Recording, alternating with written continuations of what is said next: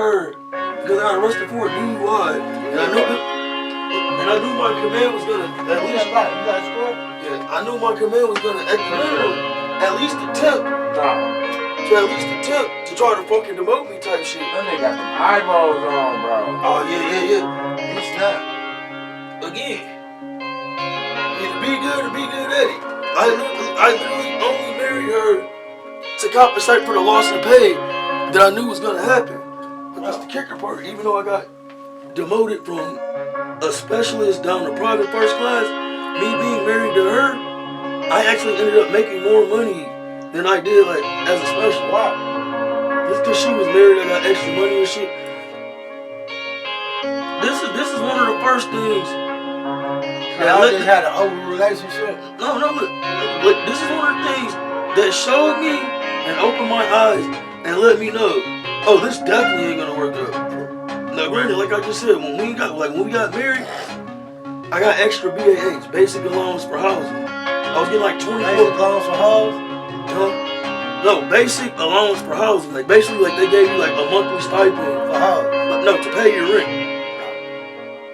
So, like where we were living at, the rent was only $1,100. So the rest of that shit. Don't they pay you to be in Alaska too? Yeah, that's what I was saying with the PFD. I'm literally getting like $2,400 a month. Our rent, with everything included, was only $1,100 a month. Well, how much they give you just for being there? That was aside from my pay. That was just my allowance. Like they gave us money for food and all of that shit. I'm asking how much do they give people? It depends on your circumstances. So if I'm like if you got dependents, I'm like poor as shit, and I go over there. Well, I mean, if you're in the military, I ain't in the military. You're struggling less. I can tell you that right now. But no, actually, no, you wouldn't, because what a lot of people do, definitely a lot of the natives, like they'll get their hunting and fishing license.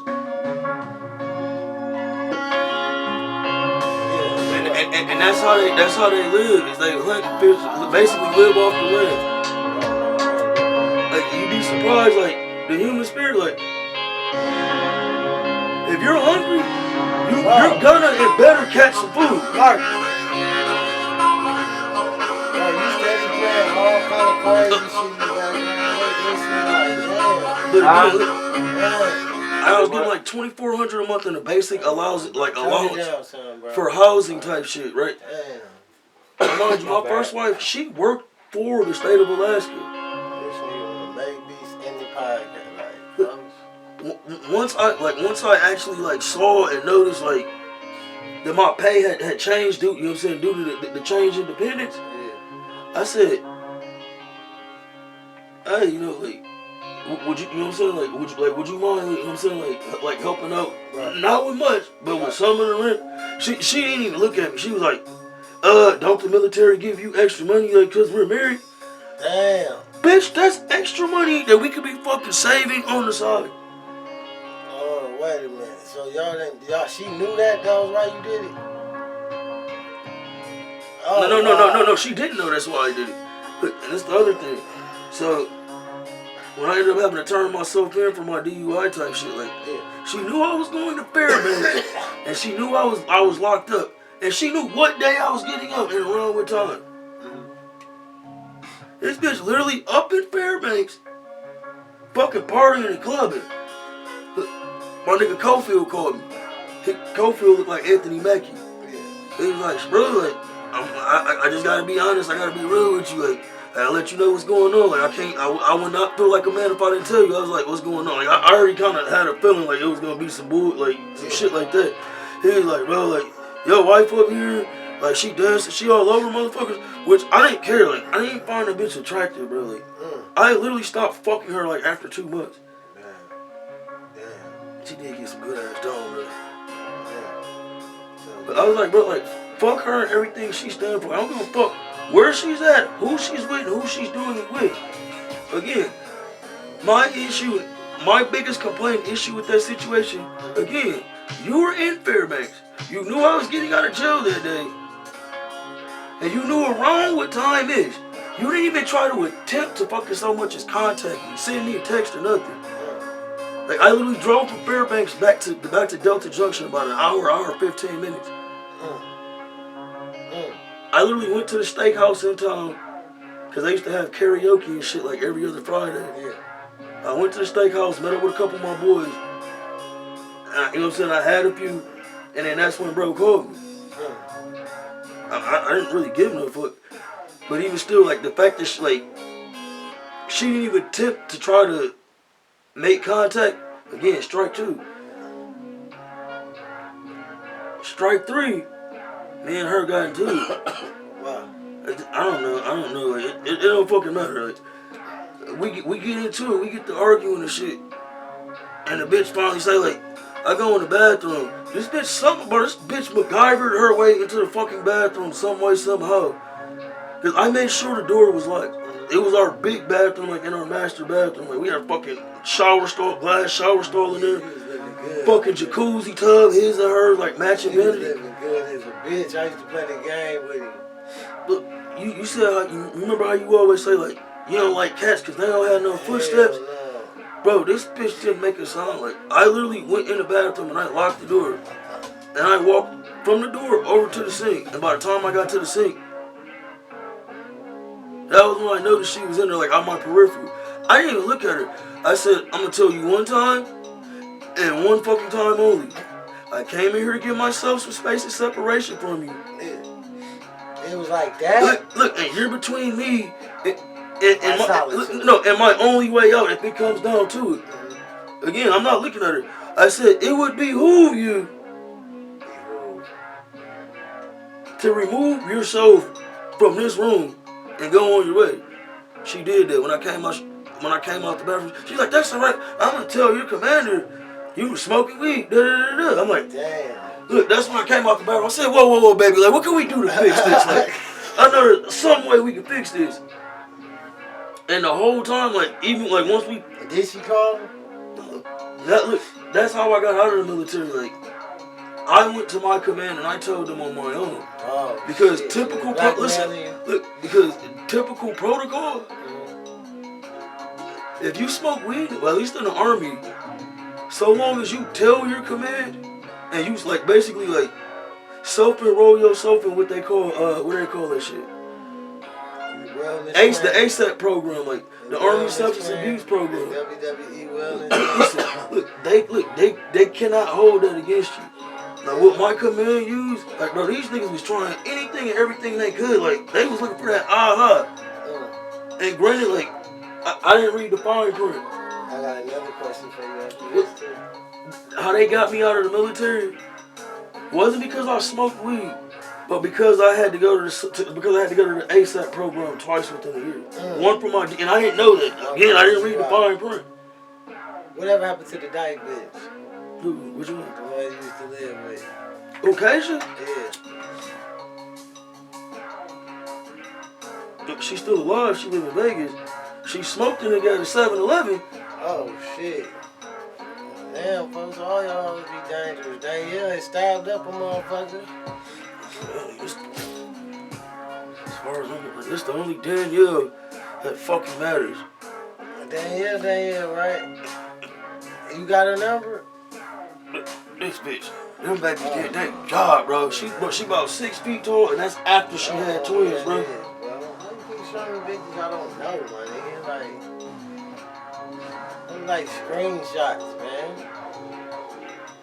That's the chick that used You don't show me all Instagram models damn near, my nigga. That's her. She was like, I'm gonna bless you. I'm like, don't threaten me with a good time. That's the German and Native American chick. I'll never see these hoes in real life, bro. What the fuck? She pretty, like me and her pops used to be tight as fuck because her dad was a veteran too.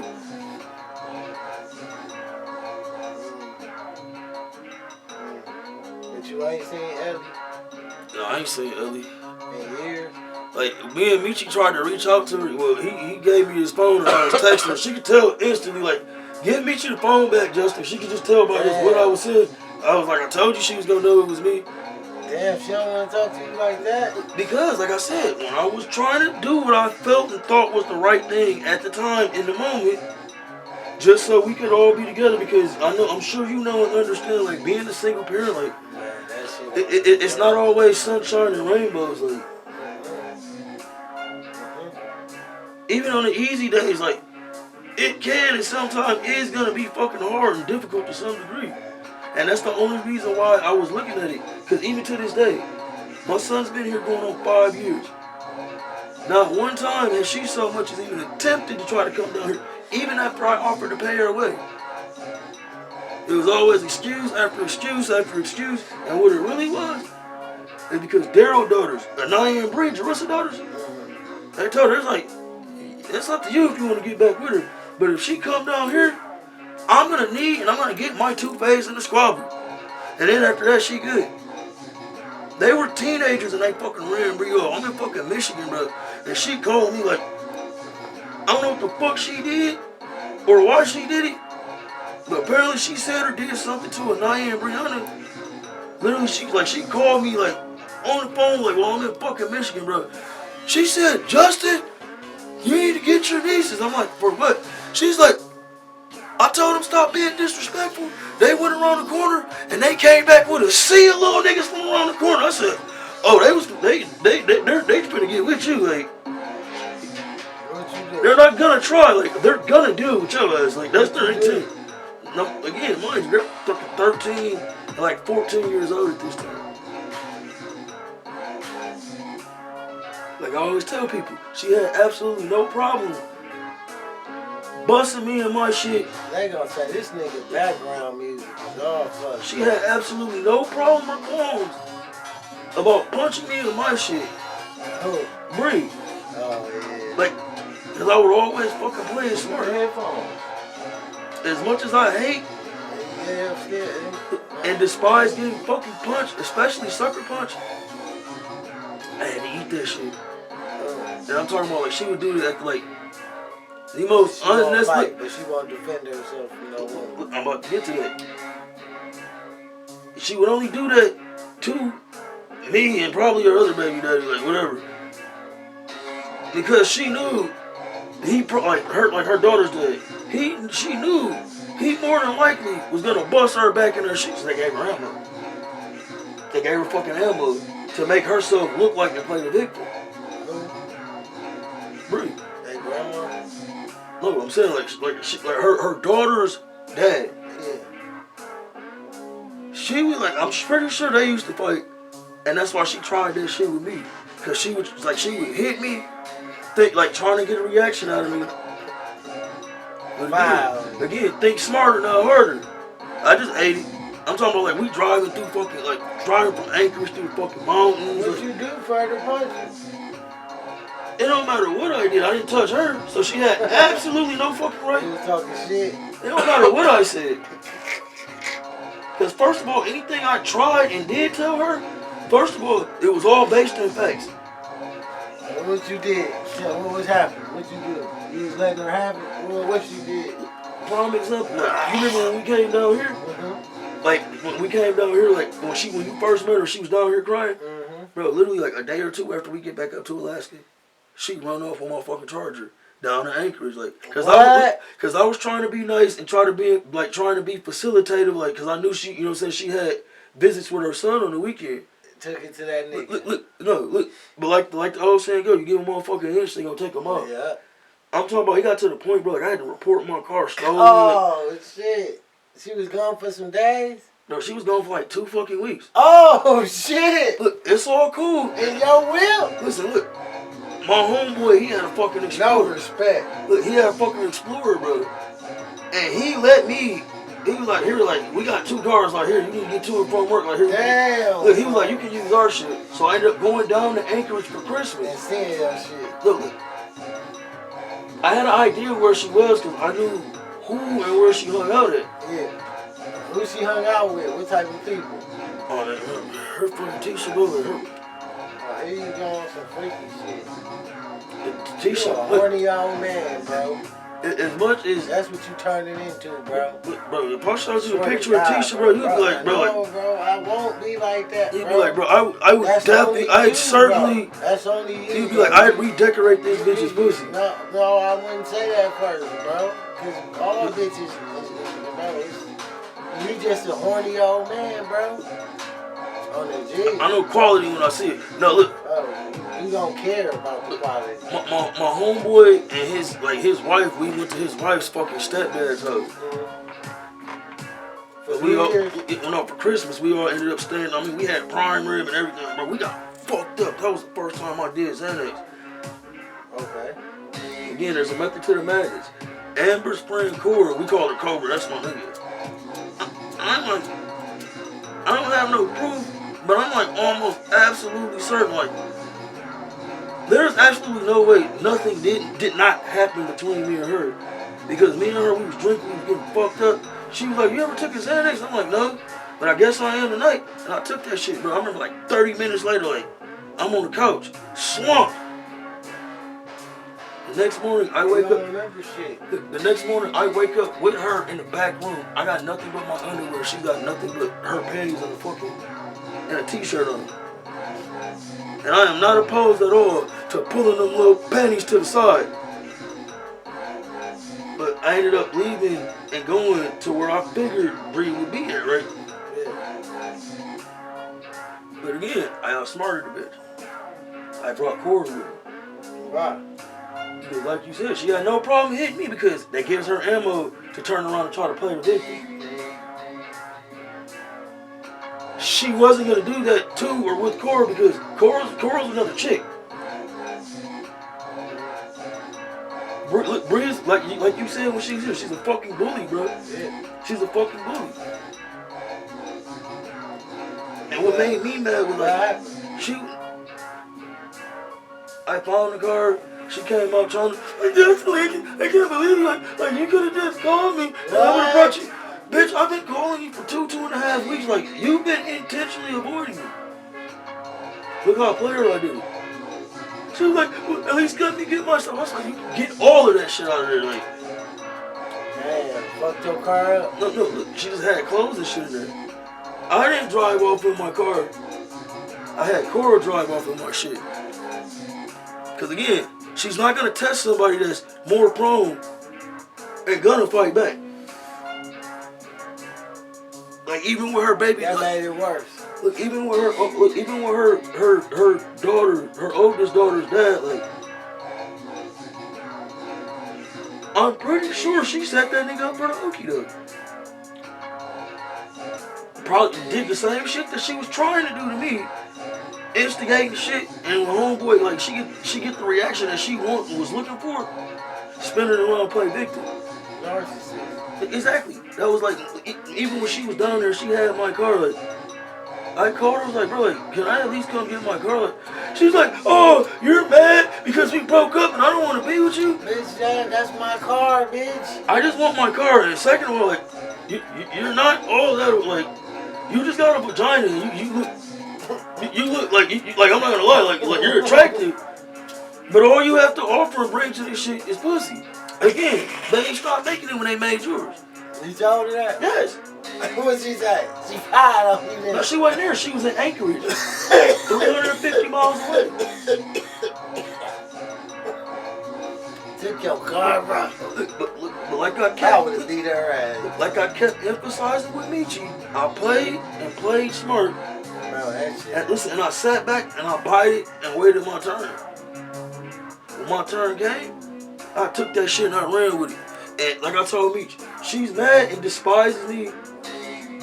Because it was all fun and good while she was doing it, but it ain't no fun when the rabbit got the gun. No, it ain't. Again, like with our son. I took away the only power and control she could have tried to have and exert over my life. Like, again, even now, I would not at all be opposed to having another baby. Not necessarily because I want to have her. No, not her. Would you her? If we were able to, like, get along and do it like we made my son, cause I literally was sitting in our extra room in the TV room. I had an Xbox in our room. And then the PlayStation was in the TV room. We had friends over. We had been kicking it, hanging out and shit. And then everybody left.